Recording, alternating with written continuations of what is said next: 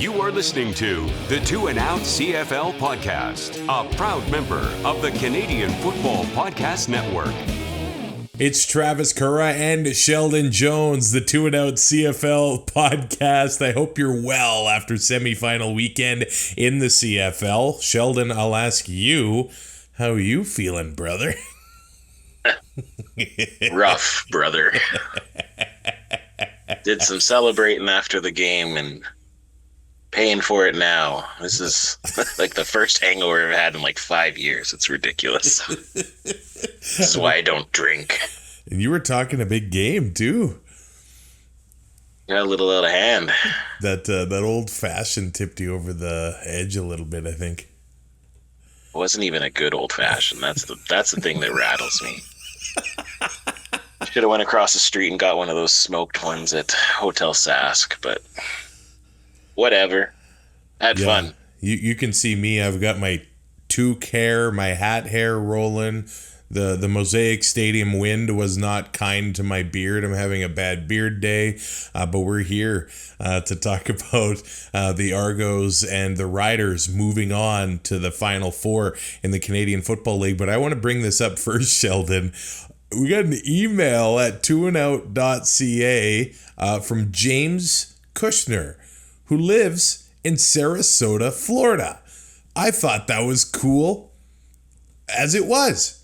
Well, in the city of Palmetto, Florida, running for mayor, I think, or the commission. Counselor, I think. Counselor, okay. Yeah. Palmetto City Commissioner, or something like that. But anyway, a guy by the name of Sheldon Jones. No, I haven't gone ahead and read about his policy or anything like that. Neither did I, because I don't want to.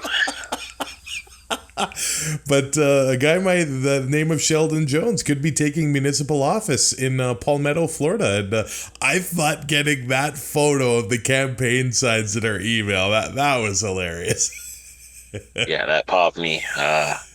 We'll have to see. I don't know if it's me or if it's the Calgary Sheldon Jones. We don't know. I forgot about that, too. Sheldon Jones might be a common name, I guess. Apparently it is now. It wasn't when I was a kid and I was trying to find anything with my name written on it in a truck stop somewhere. So some childhood trauma I still have and I deal with. I guess best of luck to our American friends. I know it is election week and CFL football is probably low on the priority list this week, but I know you guys engage with the show on YouTube and mail in quite regularly. So best of luck, and I hope it all goes all right. Best of luck, yeah. Let's talk about, I guess, the award season in the CFL first, because they came out the day I think we did release our preview episode. Well, there's been lots of talk about it, man. The MOP candidates this year: Brady Oliveira out of the West, and out of the East, Bo Levi Mitchell. What were you thinking there, Sheldon? Brady, obviously not according to the voters. I thought that one was a bit surprising, kind of under the radar throughout the season. Of course, he's the leading rusher in the CFL. I'm not downplaying any of that, but there really wasn't that much buzz on his side, I thought, coming into the day. So I thought that was actually surprising. I did, but I think if you look at how it shook out, you know, you have Roland Milligan against Tyrese Beverette for the most outstanding defensive player. And logically, I think both of those guys probably should have been the nominee for most outstanding player too. But then you have the two same players going after the two same top awards. And so I understand why maybe they didn't want to do that. But if that's the case, just change the name of the most outstanding player to most outstanding offensive player, and then you have most outstanding defensive player, and then we don't have to worry about this kind of BS. And like, I don't think, you know, I'm sure the players obviously want it, and Milligan obviously wants it, and it's just an award. I know the more important thing to these players is winning, and but some of these players have, you know, it written into their contracts. If they win these awards, they get extra money. So when you you kind of politicize this, in my opinion. They're kind of politicizing it by maybe having the two best offensive players get the noms instead of the two actual best players or outstanding players, I guess. I think it's frustrating. But Brady, he had a good season. He didn't have it wasn't as good as his last year's season, and he wasn't even his team's nominee for, or he didn't, or no, he didn't win. So I don't know. If he wins, he better thank Miles Brown in his speech, because that's when he started getting his touchdowns when Strevler got hurt. But it's kind of interesting that like the top 5 rushing touchdown are all quarterbacks or running backs who are doing a quarterback position, like Litre doing sneaks in Hamilton and stuff like that. So I don't know, long-winded answer there, but I don't think they got it right. But maybe there's other things happening to cause this too. Who knows? From the get-go, it's very tough for a DB to get nominated unless the guy's probably got double-digit pick sixes or something crazy like that. Just because we know that the voters, they're not, studying every single position of the game. We know that. Are they even watching every game? That's another question. They might only watch their team, and that's an interesting thing. But Oliveira last year. And we're having this conversation. I thought he was more dominant as a running back last year than Kelly was as a quarterback last year. It almost feels like we got to have the make good. Like Brady was still good.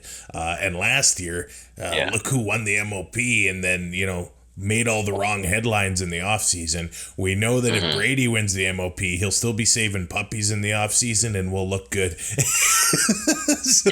Brady's got about 180 less rushing yards this year, 6 less rushing touchdowns, more receptions. Like he's catching them a lot this year. He had 57 catches, but also less yards receiving this year. But I mean, he still beat all the other running backs, so definitely impressive. But yeah, Milligan, obviously a great season, a great all-around football player, and sometimes for that to get noticed, it's pretty difficult. Now, I'll say this. Voting, from what I gather, had to be done by the end of the Eastern semifinal. So... Milligan has an interception. Trevor Reed for the Riders goes down, so Ferland has to play right tackle. And that might have influenced some votes his way for the offensive lineman. I thought it maybe should have been to the end of the Western semi, but that's where we are right now with award season. Poor Sean White, I think he's in tough again because he's against the flashy returner, Janarian Grant. But maybe it worked in his favor that voting was done before the West semifinal as well. Yeah. We'll see how this all works. But it is an intriguing defensive player matchup between Beverette and Milligan. I probably, too, would have liked to preferred to see them get the nod and go head-to-head. And, well, I guess you could probably just announce them both at the same time. Because you couldn't really have one win the one and the other. Yeah, exactly. But it'll still be a fun night, Grey Cup week. Either way, I guess we can just get right to the games here, and we'll start at BMO Field in Toronto. This game is quite the fascinating study. I mean, if I tell you that the losing team had the ball for 39 minutes and had 476 yards passing, you'd probably say, what kind of game was that?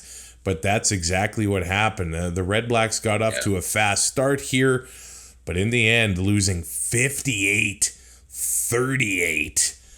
But they probably couldn't have asked for a better start. They could have asked for 14-0 instead of 10-0. But I think when it was 10-0 Ottawa, lots of fans were thinking, whoa, this looks promising for the RedBlacks. Yeah, and that's, kind of just when we got to the stadium and started watching the game, and we're like, holy crap, wow. But we were both kind of chatting with each other that, if Toronto scores here, they're going to get right back into it, and that's exactly what happened. It was like two plays, and they got on the board, and uh, like Ottawa started out hot, but they had to be perfect, because when you're playing a team as hot as Toronto has been, and just as surgical as Chad Kelly has been, you have to be perfect against them, and they were for a little bit, but then the wheels fell off. Arash Madani tweeting out some crazy stats to start the game. Through the first 13 minutes of the game, Ottawa had 22 offensive snaps. Toronto only had 2. I mean, they scored on both of their first 2 drives, and they were hitting Chad Kelly. Like, they were getting to him, and they hurt him. And it looked like this might be another long day at the office for the Argos. But when every single passing play ends up being a huge play, like, and I don't even really think I'm exaggerating too much there. 18 for 20, 358 yards and 4 touchdowns. That's Chad Kelly's stat line. They had 34 points on the board at one point, and they'd only attempted 11 passes. Like, every play that the Argos made was huge. And the RedBlacks had no answer for the big play. Yeah, and another guy who maybe got robbed in awards season, Mackay Polk, he had a huge game, and so obviously maybe he was playing with a little bit of fire under his belly because of being snubbed for most outstanding rookie. But yeah, like, it just seemed like every time Chad threw the ball, it was getting caught, sorry, and it was a big play, like you said. It was pretty amazing to watch. Yeah, it was that quick strike offense for the Argos. Like, they end up being down 13-3, and I guess maybe that was the critical mistake for the RedBlacks, that they couldn't quite finish those drives. Like, that second field goal that they kicked was from the 13-yard line, like knocking on the door, and then the Argos closing it right at the end zone. And like you brought him up, Mackay Polk, the very next play, a 70-yard touchdown, and then all of a sudden the Argos are down by 3, and we're kind of off to the races. And the RedBlacks kept, hanging in there. They kick another field goal. But then the Argos hit Mattel for 29 yards, then hit Davaris Daniels for 41 yards and a touchdown. So every, 5-minute grinding drive for a field goal for the RedBlacks, so the Argos just pop it over the top, and they couldn't stop it. Still, the RedBlacks hanging around a little bit. They kick a field goal, and they take a 23-17 lead right at the end of the half. And then I just rewatched the game. I don't know if this is the turning point, but it looked like the RedBlacks at the end of the half attempt this squib kick. It hits a special teamer on the Argos. It didn't look like that was intentional. The Argos recover the ball and kick a field goal to go down 3 points going into the half. That was quite the mistake. Now, I know the Argos end up lighting them up more in the second half, but that was a rough play to end a half. For sure, but that's momentum, right? When you take momentum into the second half or into halftime, especially at home, when you can do that and get that quick field goal, it's huge, because you go into the locker room feeling great, and the other guys go into the locker room feeling like crap because they just gave up this big play and on this mistake. So, yeah, I think that definitely probably was the turning point in the game, just because the momentum just switched into Toronto's favor there, and it stayed with them for the whole rest of the game. Because there was the moment in the first half when it was 10-3 RedBlacks. Malden hits Kelly, forces the fumble. The RedBlacks recover on the Toronto 23-yard line. And I was thinking, oh, Toronto's done. Toronto's done. But when their defense was able to limit that to a field goal and make the next play a 70-yard touchdown, it's like, well, this is why the Argos won, all these games over the last few years. And then the second half starts, and you talk about momentum.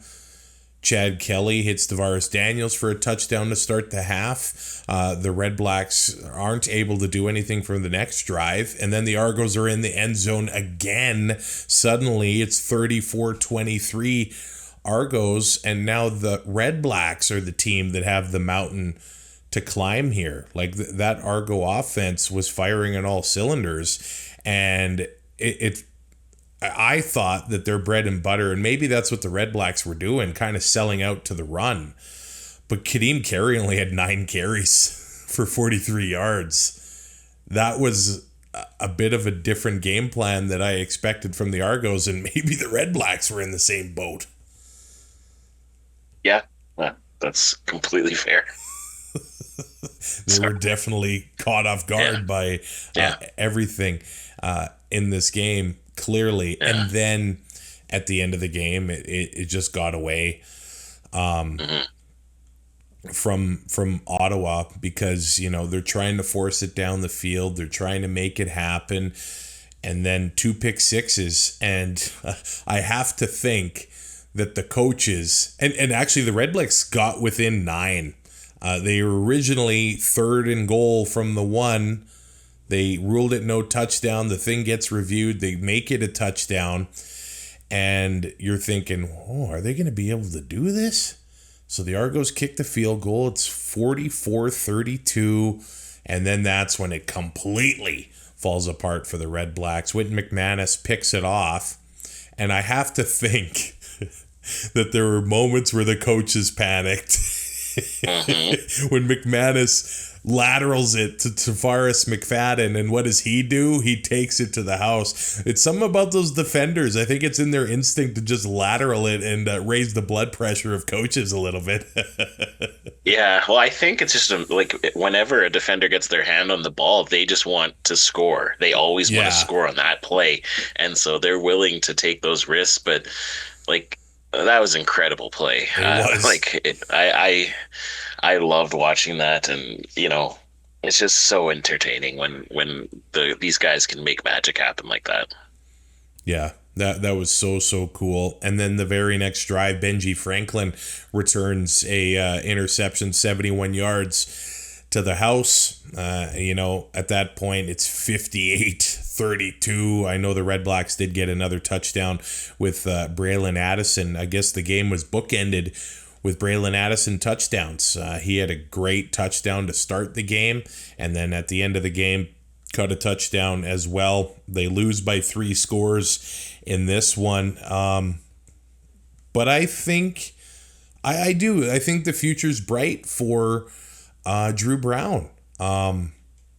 I know that there were the pick sixes in the fourth quarter there, but I think RedBlack fans can be pretty encouraged going forward, and there's stuff to build off here for this Ottawa team. I don't think it all gets flushed down the toilet and rebuilt kind of thing.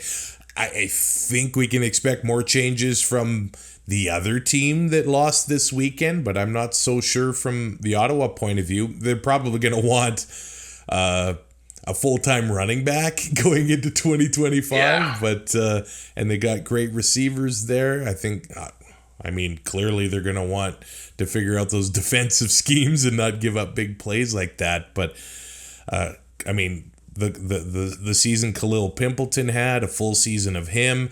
Braylon Addison, I don't know if there's a comeback player of the year, but I've been happy to see all the injury issues he's had and the year he had. So I think overall a positive season for the RedBlacks. Yeah, I think they had their peaks and their valleys, but they, even just the last half of the last regular season game when they came back to win there, I think that is a way that they can build on this season as a whole. I know you lost in the playoffs, but you kept it close until the wheels fell off, and that's against one of the hottest teams in the league. So I think just getting back to the postseason for the first time since 2018, I think. That's, number one. That's your positive. That's kind of when you're a team that's in a slump and in a playoff drought, kind of just making the playoffs is your first goal. Then maybe next season it's a home playoff game is your goal. And then, you want to get to, like, usually it's not everything's going to happen in the first year. So I hope Ottawa fans take this and see the improvements that were made, and I think they do have a really good core, and I think Bob Dice is a good coach, and I think the players definitely buy in for him. So I'm very excited to see how they kind of move forward in 2025. And obviously, huge props to what the Argos achieved here. Chad Kelly was under pressure for much of this game, and he took some serious hits. There was a moment when he actually got taken out of the game by the officials. You could audibly and you could read his lips what he had to say. Later in the game, Andre Proulx, the official, and Chad Kelly having a laugh together on the sideline. That was good to see. But there appeared to be some testy moments between Dinwiddie and Kelly, but I'm starting to wonder if that's just their relationship. Like, oh, I think so. And like you've seen that before with head coaches in court, like Ryan LaFleur and Aaron Rodgers that one year. Like, they get at each other, but that's what winners do, right? You want to just be your best, and sometimes that's what you need. There was somebody tweeting about how unprofessional it was for Andre to be doing that with Chad Kelly, and I was just like, what are you talking about? Like, it was the refs are like, I don't want to say friends, but they're definitely friendly with these players. They're around them every week, and it's almost after every play you see refs talking to players. I know in the Rider game, even from the stands, I could see later on in the game, Sam Emulus had a misconduct penalty early on, and there was a time when it looked like he might have had it close to getting another one, and you could see a ref come to him, be like patting him on the back and like being like probably saying, "Hey, buddy, if you get one more misconduct, you're out of here." So like, calm down, man. Calm down. Yeah, these refs, they don't want to be calling huge penalties. They want these guys to be performing. So just what a terrible take. And I agree with you. I love seeing Andre. I just love seeing Andre, period, because he's the best. But I would have said that about any ref. I like seeing those human moments, Exactly. And Kelly's mad because he doesn't want to be taken out of the game, and he's explaining, well, you got bonked in the head. You kind of had to do it. Yeah. It's just a human moment. I love seeing that. Exactly. Mackay Polk, like you said, 4 catches, 158 yards, like just absolute ridiculousness. Quite the average. Yeah, no kidding. Devaris Daniels had 22 yards a catch as well, 4 for 88, 2 touchdowns. And then Jake Herslow, 4 catches, 47 yards, number 87 with the touchdown. He gets onto the roster, the final game of the regular season against the Elks. He gets into this playoff game and has a touchdown in the fourth quarter. Lots of times there are these unsung heroes that come into the last game of the year or come in the playoffs and score these touchdowns, and you're like, what? Where'd this guy come from? Maybe Jake Herslow is the name we're going to be getting to know in this playoff run, but of course, Montreal, Toronto. We know that East final, a rematch of last year, we're just changing the location of it in 2024. Now these two teams, Montreal beat them 30-20 in Toronto in week 4. And then the Argos beat them 37-18 in Montreal in week 6. It's been a while since we've seen the Argos and Owls play this season. They actually did play September 28th, week 17, and the Argos beat them then too, 37-31. This Argo team, it seems like they got 8 defensive linemen that they can rotate in and disrupt running plays and in the backfield for quarterbacks. And clearly, they can sling it down the field and score points at will. This Alouette team can't afford to be caught flat-footed with these Argos coming into town. No, but they have the film on last year of what they were able to do to throw Chad Kelly off his game. So they're going to be looking heavily into that film from last year. But at the same time, Toronto has that film too, and so they know what they did wrong, and they can kind of exploit that maybe and come in with a different game plan. But that all the Argos have had, kind of this date circled on the calendar, hoping that they were going to be able to have a chance to rectify this loss last year. So uh, they're just going to try to come in and just turn the tables and be the spoiler like Montreal was last year. So I think that's going to be a very entertaining matchup. We now go to a windy Mosaic Stadium where Sheldon, the the stat sheet says the wind was a southeast 22-kilometer-an-hour wind. I don't know. It felt like a 60 kilometer. It was a southeast, northwest, 69-mile-an-hour wind. Like it was swirling. There was times when you're looking at the uprights and the flags were facing each other on top of the uprights because the wind was coming in one way and swooping around. Like I wonder, I wonder if, because Mosaic Stadium has that one opening at the one side, and that's where the wind was coming in. And it just would hit us in the face as it was coming by. And I wonder if they just didn't have that, if they had that closed off there, then maybe the wind wouldn't be such a, but I assume they try to use that as a home advantage because the riders would know how to handle kind of that wind. But it was, because I know people who sat, up where, our normal seats were. They didn't feel a thing for the wind. It was nice. It was a really nice night for football for them. So maybe we shouldn't have upgraded our tickets this one. But did they get 3 free bags of sour cream and cheddar chips? They did not. They did not. That was worth the upgrade. Those were clutch. Before we talk about the game, I have some comments from one of our listeners who was at the game. Is this good or bad? Or is it about the game? It's funny. It's funny. Okay. So this listener is my niece Lux, who was at the game. Oh, we had lots of fun analysis for us. Grade 1 She Lux? does. Yeah. So she was asking why we do a podcast, and Tammy said, "Why not?" And she said, "Because it's boring and long, and it's really boring." So that's about the podcast. But she also wants us to tell everyone the podcast is boring, or football, or both? No, just the podcast, I think. Yeah. But she also wanted us to tell all of our listeners that she went to her first game this season and it wasn't boring. Oh. But she did get a little cold, so they went and sat in the Harvard Lounge for the second half. But she was having a great time dancing on the chairs and celebrating a nice Rider win. Nice. So thanks for listening, Lux. It was awesome to see her again. I couldn't get her to carry my Pilsners, but I tried. No. It's because she's smart and knows that Pilsner tastes like crap.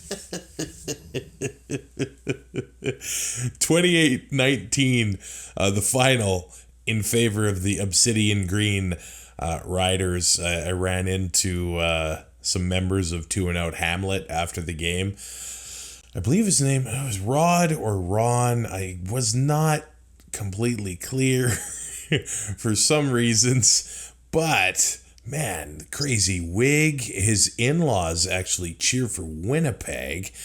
So that West Final is going to be quite the event for his family. Thanks for saying hi. And then we had the big shindig after the game as well, with so many great members that, love this great game. And we'll see many of them at the Grey Cup, but just a good time in Regina, man. That you don't get to say that often, so it was awesome.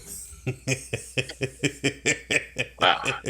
Yeah, shout out to Daniela for organizing that. It was a really good, really fun time. And yeah, it would have been a lot different if the game hadn't gone the same way. It would have been and I felt bad for Jim, our local BC Lions super fan, who was there in full costume. But he's on Riders bandwagon now for the rest of the season, so that's good to hear. He painted the whiskers on his face and the kitty cat nose and stuff like that. Yeah, it was a good time altogether. Saw some other painted faces at halftime, which was really nice. The Kiss yes, tribute band, complete with the fireball and pyro, which I was on my phone and I missed. Which I was was so rattled. sick. Yeah.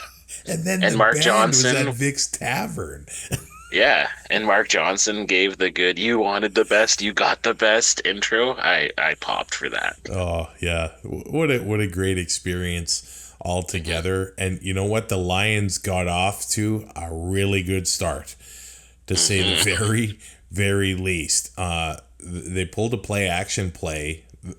All the secondary on the Riders bid on it, and Javon Katoy went 56 yards to the house. Now, Sean White ends up missing the point after attempt. He hits the upright there, but it looked like, whoa, these BC Lions, they mean business. Like, they're off to the races, and you obviously cannot ask for a better start on the road. No, and that's honestly exactly what I was kind of worried about. Just with Vernon Adams getting back in there, just he has that drive, and I just felt so bad for him for how everything kind of shook out this season. And but the entire game, like he you know that he was trying his best to get to that West Final, because they have unfinished business against Winnipeg in the West Final, and I think he just had just a giant chip on his shoulder that he's not willing to show the public. He's been very good about being a completely team first kind of guy. And kudos to him. Shout out to him. He tried his best. And, but like you said, I was quite worried at that point. Yeah, the Riders, they end up, sort of just grinding out a couple field goal drives there. And then a massive moment in the game when it was Vernon Adams Jr. He gets out of the pocket trying to create some magic, ends up getting picked off by former BC Lion Marcus Sayles, who, by the way he started the year, he gets signed. He's on the roster, 4 or 5 days later, and got torched. And the rest of the year has been solid. Very solid. He's an all CFL member, isn't he? So yep. Good for him in the year he had. And he had that interception on Vernon Adams Jr. And the Riders finished the next drive. AJ Ouellette behind center, 3rd and 1 on the goal line, and he ends up getting the touchdown to put the Riders up 13-6. And that is what championship teams do. I'm not saying the Riders are a championship team. Maybe we'll have to revisit this in a few weeks, but if your defense is forcing turnovers and you're turning those into touchdowns, that's going to go a long way for your team.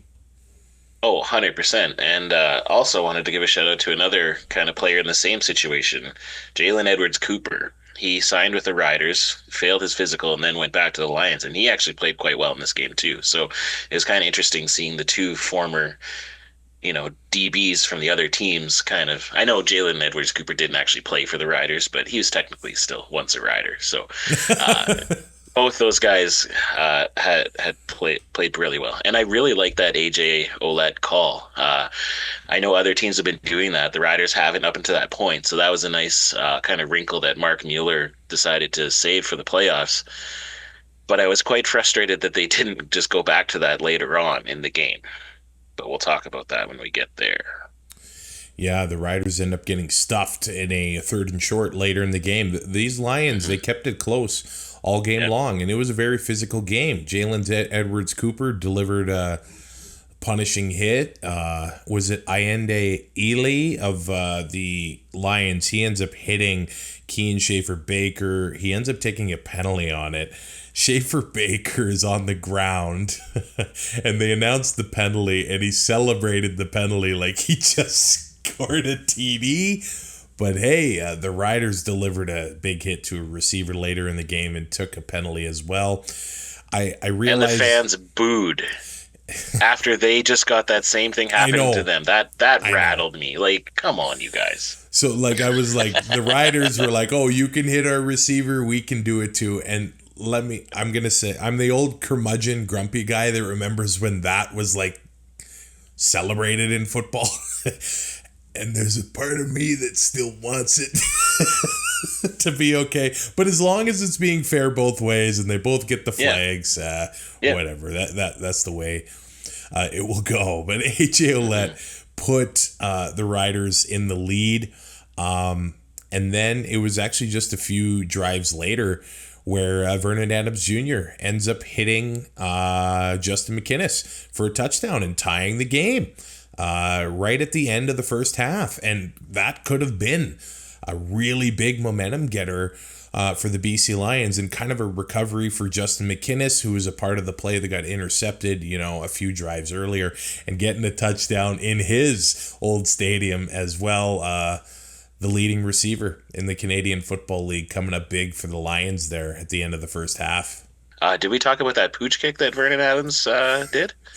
You're right. We didn't. It came before the McInnis touchdown. So it's 3rd and 2 on the Rider 50. And it looked like the Lions were going to go for it. So Vernon Adams Jr. ends up punting it and pins the Riders at their own 6. They come up with the big defensive stop.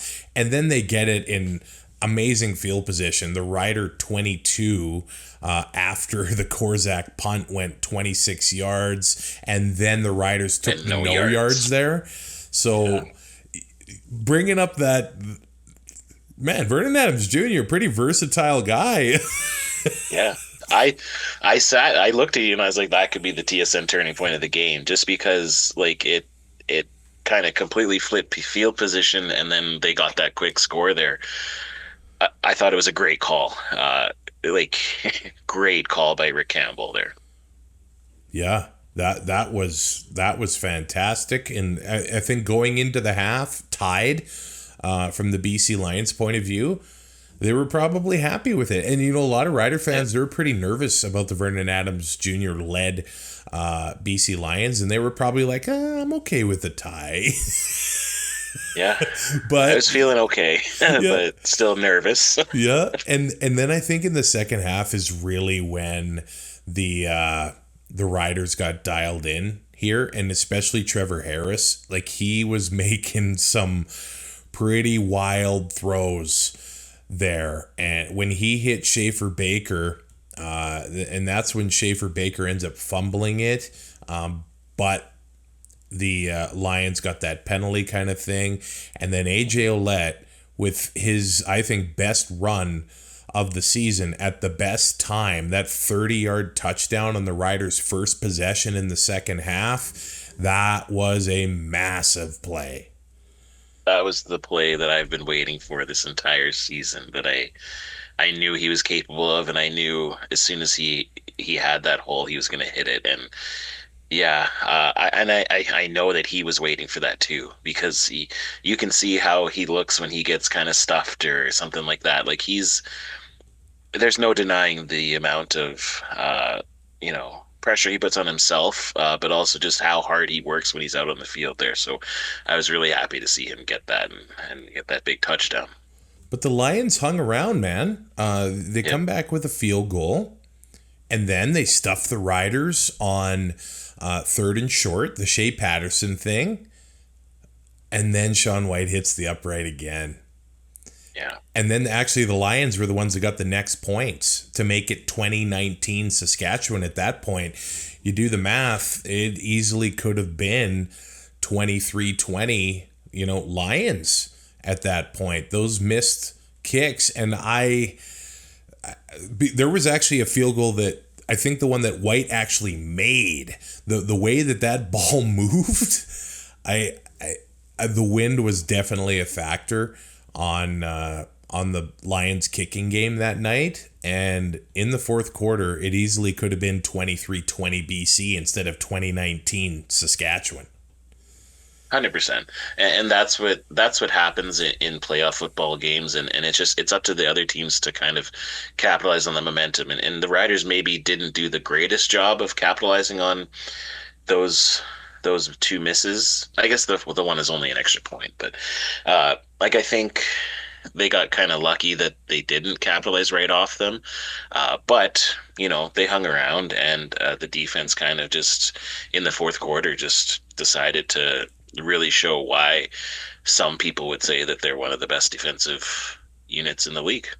Yeah, and when the Lions got within one, Harris got extra dialed in and hits Jarrah Stearns for that touchdown that put the Riders up 28-19, and that was it. And the Lions had more opportunities. The Riders weren't really blitzing, but they were able to get to VA, and I think the noise was definitely getting to the offense. They ended up taking a time count, and they got VA out of the pocket a couple times. And I think it's very easy for a defensive back to start watching the backfield, but the Riders stayed on their assignments, and they actually got 2 interceptions with VA out of the pocket. How many times have we seen him create that magic into a big play? Yeah, I think they weren't blitzing, but they were spying him. So I think that was key. And I know I said in the stands to you and Alex that I was quite frustrated that they weren't blitzing, but having said that, they contained him really well. There was only really one time where I thought he really should have ran. And that was kind of late in the fourth quarter there when he decided to throw the ball. Yeah, and that then was it ended a up getting poor intercepted, decision. I think. And I know there was like 40 seconds left, but Yeah. I think VA would have definitely at least got 20 yards on that play. Yeah.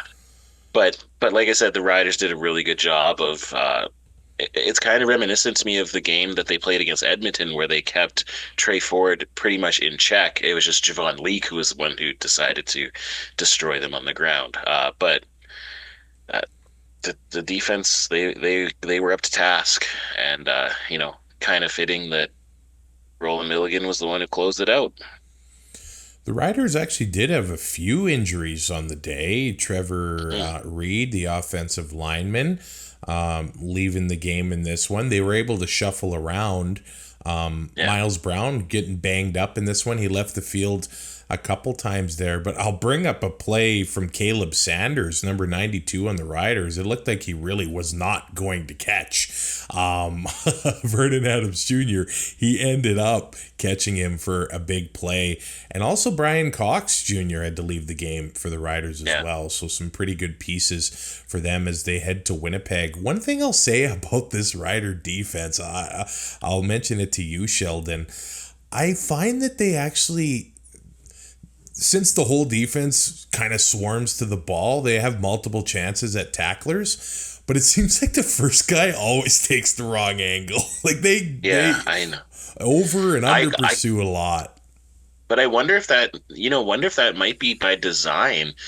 Like, I'm not saying, go out and miss tackles, but maybe it's a little bit of a misdirection if they know that their scheme is to force a guy to go inside, maybe taking that taking that outside lane to try to force them in where they know they're going to have their coverage. Maybe that's kind of why, but I've noticed that too. And it's kind of frustrating when the first guy always misses, but hard to be frustrated when they win a playoff game. Now we talk about sort of a minor exit interview for the BC Lions. Now, the beginning of the year, so much promise. It looked like they had the MOP. They're on absolute fire. And then the offense stalls out. Vernon Adams Jr. gets hurt. Then the defense is not making the plays that they had been making over the past couple of years. I've seen a lot of heat on Rick Campbell and the rest of the staff, and I think maybe it's failing the high expectations that many had for the BC Lions going into this year. Not only fans of that team, but I think everybody around the country thought this is BC's year. They've been knocking on the doorstep in Winnipeg the past couple seasons, couldn't get it done in the West Final, and I think they were expected to be close to hosting the West Final, and it certainly looked like it. Winnipeg was struggling. Sask and BC were kind of head-to-head at the beginning of the year. And yeah, of course, it's a long year. And then maybe the way Campbell handled the quarterback thing. we were told different things. We were told that we hadn't seen the last of Vernon Adams Jr. this season when Nathan Rourke came on board. And then we were told that it's Nathan's team, undisputed, as the offense continued to struggle. And then it seemed like they were hesitant to take Nathan Rourke out of games and put VA in to get that spark. And they waited basically for the last game to try and, get the offense rolling again with Vernon Adams Jr. And then it maybe cost them a home playoff game and going into a very, very uncomfortable environment for the BC Lions at Mosaic Stadium. 26,000 plus sounded like a full stadium on Labor Day. Everybody there brought the noise. It was a difficult place to play.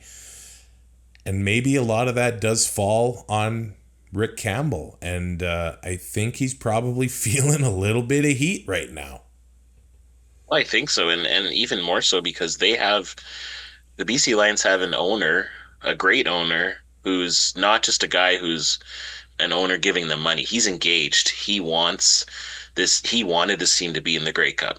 You can tell, he obviously approved them spending more money and adding more marketing money to get Nathan Rourke. And I think that in his past, what Nathan Rourke was able to do, it kind of, lumped him into a generational kind of talent kind of guy for a Canadian quarterback in the CFL. So I understand why they made the move when they did to get him there. It's just throwing him in right away just because they had that injury with Vernon Adams. They played a game already with Jake Dolegala starting. They could have played one more game. They could have given Nathan Rourke that extra week to get ready, but they didn't, and they threw him to the Wolves. And then that can't be a good, boost of confidence for this new face of the league who comes back, and then he gets to play right away, and then he's forced to do these interviews that he doesn't want to do, and he gets rattled and says the wrong things, and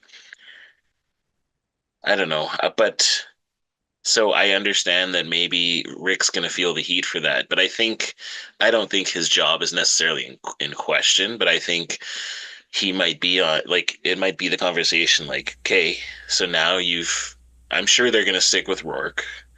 They're going to trade VA. Hopefully they can try to find a way to get a good return. It's going to be tougher now, I think, than it would have been to get a return for him in the middle of the season, because teams are going to know that they can't keep both Rourke and Vernon Adams. So that's one less of a bargaining chip maybe, but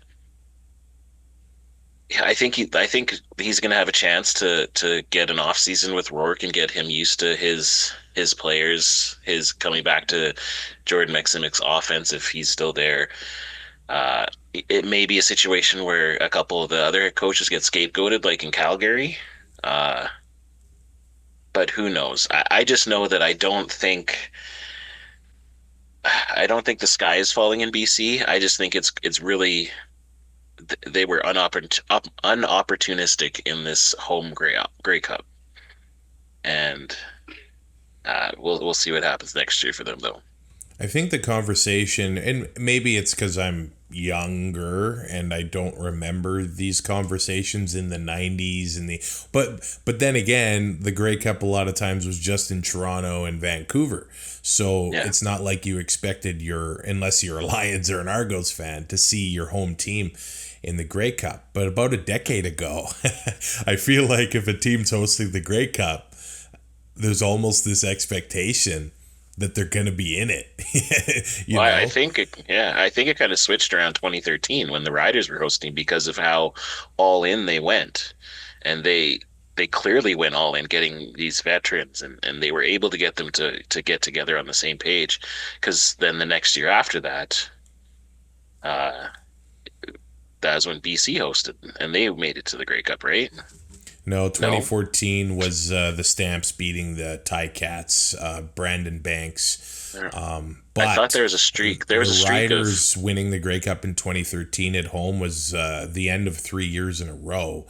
When okay. Sorry. Yeah. The Argos won at home Yeah, for the 100th, and there's a conspiracy there, the Ricky Ray trade to Toronto as they host the 100th Grey Cup, and then the year before that, the BC Lions winning at home against the Winnipeg Blue Bombers Swaggerville defense, and they couldn't get it done in BC Place.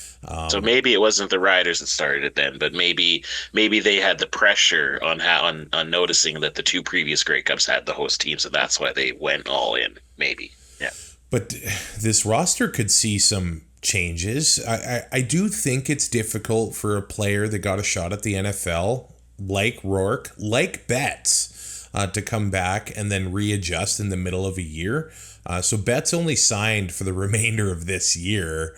He might be going to the open market, and the BC Lions, I think everybody will agree, struggled getting pressure on the quarterback, and that left the secondary out to dry many times. And this is with a Gary Peters, who is one of the best shutdown corners in this damn league. And Keyshawn Johnson, the catches he made yesterday were very contested. And had a tough time against number one of the BC Lions. And that's with TJ Lee, a great athlete back there that makes plays. But when you can't pressure these guys, it's going to be difficult to make any sort of stops. So there could be some big changes to the roster and two marquee players going elsewhere for 2025. Yeah, and maybe that's the area that does get scapegoated. Maybe, the D-line linebackers kind of coaches or group, or maybe even goes to the coordinator. I don't know, but the defense was their offense is so explosive that I think if they had a better defense, they would be in the West Final. They would be hosting the West Final. I know they had some shootout games where they just couldn't keep the defense away, or they couldn't keep the other team's offense away. So that's certainly a possibility, because if they improve their defense, then they're a very solid team. And I think there were some moments where the receivers, they also kind of fell off as well. I mean, they're expected to do their part, and the way they started the season is certainly not the way that they finished the season. I know Keon Hatcher, he had a really tough game all over the place, very physical game. He was rattled. Yeah, he was. He was one of the first to run off the field as well Saturday at Mosaic Stadium. So that brings us to the West Final. This Final Four, does it get any better, man? Montreal, Toronto, Winnipeg, Saskatchewan. You like to see it. Now, this Rough Rider team beat Winnipeg 19-9 back in Week 7. But then the Bombers won 35-33 on Labor Day, and they actually won a close Banjo Bowl as well, 26-21. I know the football guys will tell you it's tough to beat a team 3 weeks in a row, yes, or 3 games in a row. Yes, it certainly is. But this West Final, it's going to be rumble in the jungle, the Thrilla in Manila. I don't know what rhymes with Winnipeg, but this is going to be a fun game Saturday in Manitoba. It'll be fun when the clock hits 0 and the Riders are winning. I don't know how much fun it's going to be watching this game. I've seen the clock hit 0 with the Riders leading and still losing, so let's be careful. Fair. As long as Craig doesn't jinx anything. I was saying all week, I think that I was more afraid of BC than Winnipeg. Now that the game is actually at hand and we have to play Winnipeg, I don't know if that's the case anymore. But I think I'll have to sort of. I'm just gonna say it. I actually think the Grey Cup's staying in the East. We'll see what happens. That's just my gut feeling right now. Whoever wins that Montreal-Toronto game is going to win. But this West Final, again. The quote is that Winnipeg is beatable. It's been said on this podcast and other podcasts every week for the past 4 years, and they still get to the Grey Cup. Yeah. It's just that in Winnipeg asterisk, that is the game changer. And Trevor Harris and the Riders, if they get off to a good start, there's certainly a chance. But we saw the RedBlacks get off to a good start in Toronto, and look what the Argos did. And I think the Argos and the Bombers have that same makeup, that same DNA. Yeah, the only difference is the Riders' defense is definitely better than Ottawa's defense. But yeah, the one good thing I think that the Riders can build on is this was the first year in quite some time where they actually were able to go in there on Banjo Bowl and it not be a blowout. They were able to keep it close. And there's also that the week off. What is the week off going to do for Winnipeg? I know Coach O'Shea, I think during their last game, he said that they were going to be very, very light on practicing, even though this week coming up is going to be more about film. So interesting, because that's kind of what happened, it seemed, at the beginning of the season when not a lot of the starters were playing in the preseason, and then we saw how they kind of got off to a slow start. So that's always interesting. You always want to be first place and get that bye, but at the same time, there's something about winning that other home playoff game and riding that momentum into the team that had the week off. So I don't know, man. I'm nervous. I'm gonna be a wreck all week. Somebody won that semifinal the past 3 years and went to Winnipeg for sure. and lost. Yeah. So yeah, I know it's. I can put my green glasses on and say that Mosaic's the hardest place to play, but it's Winnipeg right now. They're selling out. That's definitely one thing that they have over Rider fans, and that's been the talk of Twitter for a while. But Winnipeg, this game is going to be sold out, and it 150 tickets left, like at talk, right? Like the time we're talking. Yeah, and so it's going to be sold out. It's going to be loud. There is going to be some green there because I think there was around 1,500 to 2,000 tickets left kind of yesterday, I think. So I think that's what Neely said. I could be wrong. But so I think a lot of, there could have been some green fans picking those up at the end of the game there. Who knows? But, it's, I think the Riders, they have a pretty big chip on their shoulder when it comes to playing in Winnipeg, and I think that's going to fire them up, and I think that it's a different regime. There's different expectations. There's a different way of how Corey Mace approaches the game as Dave Dickinson did. So it's going to be a lot closer than people think. It's going to be that drag them out. I don't think we're getting a Toronto Ottawa. I think it's going to be more like a BC Toronto or Saskatchewan, where it's going to be close, and then maybe at the end something kind of tips in one direction or the other. But if Winnipeg gets out to that hot start at home, it's going to be pretty much over. They're taking those silly angles against Kenny the King and Dembski and Oliveira. And then if Trevor Harris can't avoid those big arms of Willie J, whoo. Mm-hmm. Well, the good thing is that the Riders had Anthony Lanier as a healthy scratch. So if Miles Brown isn't ready to go, if Brian Cox Jr., they have some players, they have some bodies that are going to be able to slide in there. So that's good for them. But it's just going to come down to who wants it more this week in practice and who executes. And you know what? We're in for a couple of really good finals, I think, this weekend. Yeah, there's a lot of confidence among Rider fans, and I just say be careful.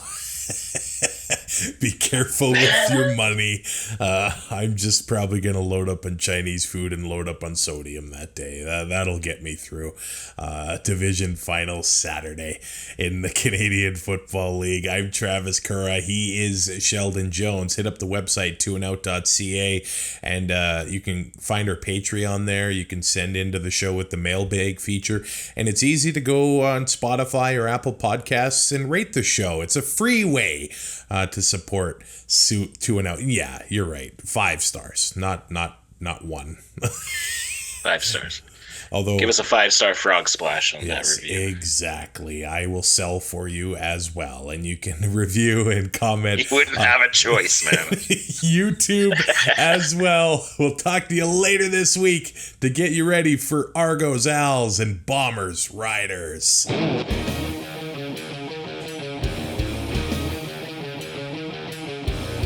Thanks for listening. Find more great shows like this at CF Pod Network on Twitter.